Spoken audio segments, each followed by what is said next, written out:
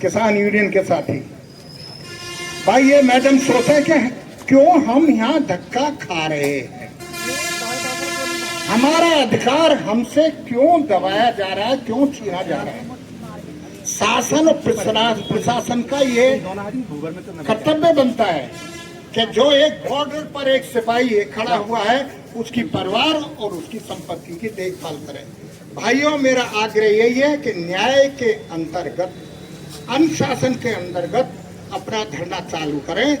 और 85 साल की उम्र में इस धरने का हिस्सा बीमार होते हुए मैं बनने आया हूँ।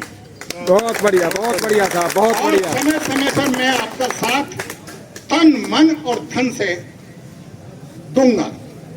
जब तक इस मेरे फौजी को न्याय नहीं मिलेगा, हमारा प्रयास जारी रहेगा। तो एक बार मेरे साथ बोले, जय जवान जय किसान, भारत माता की जय, भारत माता की जय, भारत माता की जय।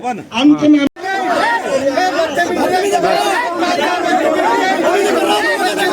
आ जाओ इधर,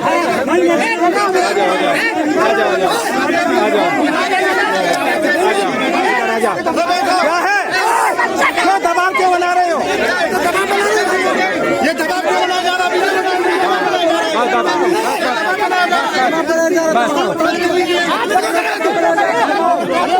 ये भी आपकी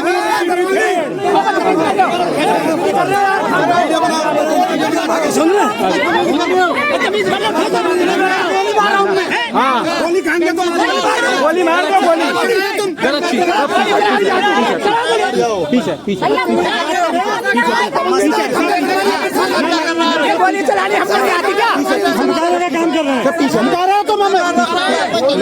पीछे रहो सब, बैठ जाओ, ये नीचे बैठ जाओ सभी, नीचे बैठ जाओ सभी, नीचे बैठो, नीचे बैठ जाओ, नीचे साहब, नीचे बैठ जाओ, धन्यवाद। नीचे बैठ जाओ, नीचे बढ़िया भैया, सब बैठो, नीचे बैठ जाओ, हमें सब बैठ के बात करेंगे तब आ जाओ ना। आप जिस चीज के लिए आए हो उस चीज के लिए डिस्कस दिल्ली तक बोल रहे हैं, राष्ट्रपति तक भी बोलेंगे, हमारा भी जाएंगे, तहसील में क्या क्या होता है, तहसील में चलो गांव में नाम बदल रखे हैं, तहसील में सब वहाँ से जुर्माने के पैसे खाते हैं। सुनो बात करनी साहब, चलो उनको क्या तंगी है,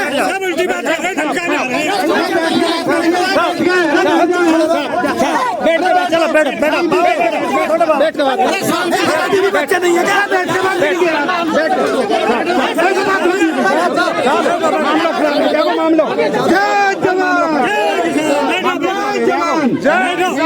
भाई, शांति से बैठ के वार्ता करेंगे, रुक जाओ। इनके पास पावर है, डंडा है, ये कर सकते हैं। बिल्कुल हमारे पास हमारी पीठ है, हमारा कितने मारोगे, सर बैठ के बात करेंगे, बैठ जाओ, बिल्कुल बैठ के बात करेंगे, बैठ के बात करेंगे, बैठ के साथ जितने भी लोग रहे होंगे मुझे नहीं पता, सब लोग आए, मेरे कमरे में 4 लोग बैठे। मैंने आपको भी बताया कि हम पैमाइश करवाते हैं, आप हमारे कमरे में थे, तभी दूसरे पक्ष के एडवोकेट के फोन आने लगे। क्या आपके सामने मैंने उस वक्त की उतनी देर में किसी से भी बात करके बताया कि हम ये करने वाले हैं? आप ही ने हमें आके मिलके आइडिया दिया कि मैम ये गाटा अलग है, स्टे ऑर्डर अलग का है, तो हमने पैमाइश के आपके सामने बोला कि हम भिजवाते हैं, मौसम साफ होने दीजिए। 2-3 दिन लगातार बारिश हुई थी खुर्जा में, आप सब जानते हैं। उसके बाद जैसे ही आप मेरे कमरे में बैठे थे, तुरंत इनके एडवोकेट, दूसरे पक्ष के एडवोकेट का फोन आया और एक नया स्टे ऑर्डर आया 8 तारीख का। उस स्टे ऑर्डर में कोई गाटा नंबर नहीं खुला है। उस स्टे ऑर्डर में सिर्फ 3 नाम है, एक हमारे जो फौजी हैं इनका नाम है, एक इनकी धर्मपत्नी का नाम है, परिवार के लोगों का नाम है आपके। ये मजाक नहीं चल रहा है दीपक यहाँ पे, ठीक है? आप जो सोच रहे हैं, बहुत ही जो चीज आप हमसे उम्मीद कर रहे हैं, ये गलत इसलिए सोच रहे हैं क्योंकि इसमें सिर्फ आपकी बात नहीं है, आपकी वाइफ की भी बात है। आपकी वाइफ की गोदी में एक बच्चा है। इस चीज को समझते हुए कुछ डिमांड करिए। जो स्टे ऑर्डर 8 तारीख को आया है उसमें दूसरा पक्ष वादी है, आप प्रतिवादी हैं, आपकी वाइफ प्रतिवादी है और जिनसे आपने बनामा लिया है वो प्रतिवादी हैं। और आदेश के ऑर्डर में कोई गाटा नंबर नहीं खुला है, सिर्फ गाटे की चौहद्दियां खुली हैं। आप कह रहे हो कि चौहद्दियां गलत खुली हैं। तो फिर स्टे ऑर्डर जिस कोर्ट ने दिया है उसी कोर्ट से तो आप उसको वैकेट करवाओगे। और ये बात अभी कमरे में हमने आपको बताई है, पर क्योंकि आप यहाँ बाहर आके फिर इस बात को नहीं समझना चाह रहे, तो अब मैं आप सबको बता रही हूँ, अगर आपको लग रहा है कि इसमें और कुछ भी हो सकता है, तो ये एक कोर्ट यहाँ पर भी चलती है, यहाँ पर भी वकील बैठते हैं। आप कहेंगे हम किसी वकील को यहाँ बुला दे रहे हैं, आप उनसे पता कर लीजिए। पूरा जिला बुलंदशहर आपके साथ है। बहुत बढ़िया, बहुत बढ़िया। जय किसान, जय किसान। मैं जिलाध्यक्ष अजय ठाकुर भानुगुट, पूरा भानुगुट स्वागत के साथ यहाँ रहेगा। और फिर हड़ताल जो है अनशन हिसाब से होगा, भूख हड़ताल भी होगी, अमन अनशन भी होगा, इनका दिमाग सही कर देंगे। बहुत बढ़िया, बहुत बढ़िया, बहुत बढ़िया। हाँ, 3 लोग नियुक्त कर दो फिर, क्योंकि वार्ता का रास्ता खुले रखनी चाहिए। नियम तो ये है कि जो पल्ले पे बैठ के बातें होंगी सबसे खुले मंच पे बातें होंगी। हमारे तहसीलदार महोदय आए और उन्होंने अपनी कुछ बातें रखी। अब वो कह रहे हैं कि 3 लोग आ जाओ मेरे साथ, और मैं आपके साथ हूं, मैं गलत नहीं होने दूंगा, ना करूंगा। तो अगर पंचायत और कमेटी अनुमति देती हो तो कोई भी 3 लोग चुने आपस में, और वो 3 लोग अंदर चले जाएं। लेकिन बात भरोसे की और उसकी होनी चाहिए, क्योंकि ना ही पक्षपात मैं करूंगा, ना ही पक्षपात आप करोगे। कोई भी पंचायत के पीछे डीएम साहब से मिले थे, क्या उससे उस तारीख से लेकर के कल तक डीएम साहब ने कितनी चिट्ठी भेजी है आपके पास? आपको 1 महीने में कोई टाइम नहीं मिला चेकिंग करने का? सही बात है। 1 महीना दीपक को डीएम की ऑफिस में जब गई थी, क्या नाम है, सैनिक बंधु मीटिंग में, 1 महीना हो गया इस लड़के को, तब से लेकर के प्रशासन के पास ना तो स्टे ऑर्डर आए, और 3 दिन में इन्होंने स्टे ऑर्डर भी दिला लिए, इन्होंने जो है कार्रवाई भी कर ली। क्या 1 महीने में प्रशासन के पास टाइम नहीं था? पूरा टाइम था। 1 महीना इसने अपनी छुट्टी बर्बाद कर दी। क्या भारत सरकार डिफेंस इसको फिर छुट्टी देगा कि आपके प्लॉट पे कब्जा है, आपके बच्चों को कल माफिया मार देंगे? कौन जवाबदारी लेगा? आज इनके ऊपर स्टे हुआ है, कल इनके ऊपर एफआईआर होंगी, परसों इनको किडनैप करा लिया जाएगा रोड से। क्या प्रशासन इनकी गारंटी देगा? और फौज ये बोलेगी कि भाई अपनी ड्यूटी पे आइए। दूसरा पक्ष, मैडम 1 महीने के बीच में कोई नहीं आया। इस लड़के ने जब डीएम साहब को एप्लीकेशन दी थी बुलंदशहर में, उस समय में न कोई स्टे था, न कोई चीज थी।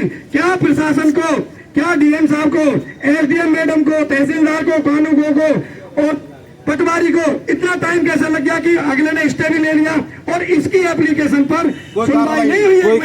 नहीं, सही बात है। और वही एक केस हाँ, मैं बता देता हूँ आपको, एक अंगद यादव फौजी सिकंदराबाद, उसके कब्जा कर रखा था माफियाओं ने सिकंदराबाद में।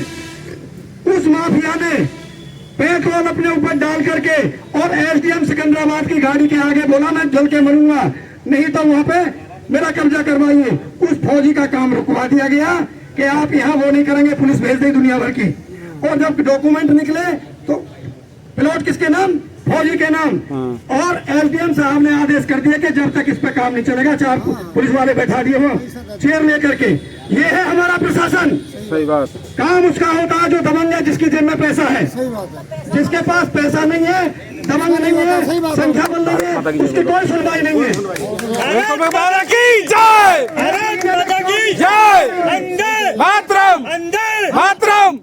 और मैं तो ये बोलूंगा, मीडिया कर्मी यहाँ कहीं हो, इसको निकालिए। देश की राष्ट्रपति महिला है, क्यों इस महिला पे क्यों नहीं गौर दे रही कि बच्चों को लेकर के यहाँ बैठी है, पति तरह फौज में जाएगा कल?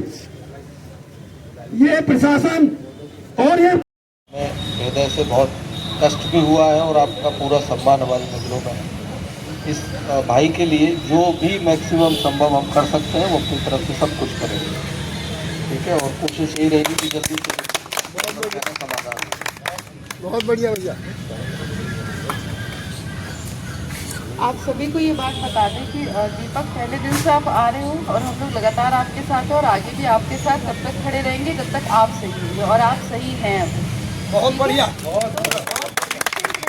हमारे अधिकार क्षेत्र में जब तक रहेगा हम उतना करेंगे, और आप सबके साथ हम लोग हमेशा खड़े रहे थे और खड़े रहेंगे। बहुत बढ़िया। हाँ, आप लोग ससम्मान अपने घर चले जाइए। आश्वासन पूरी तरह से है कि आपके साथ हम लोग जितना हमारे क्षेत्राधिकार में आता है उसमें कुछ गलत नहीं होगा। आप लोग अपने घर जाइए, आराम करिए और जो भी कानूनी व्यवस्था उसके तहत कार्य करिए, ठीक है। हाँ, पूरी पैरवी करिए, कोर्ट में जो है उसमें अपनी पैरवी करिए। प्रजा प्रशासन जिंदाबाद, प्रजा प्रशासन जिंदाबाद। ठीक है साहब, ठीक है, बढ़िया।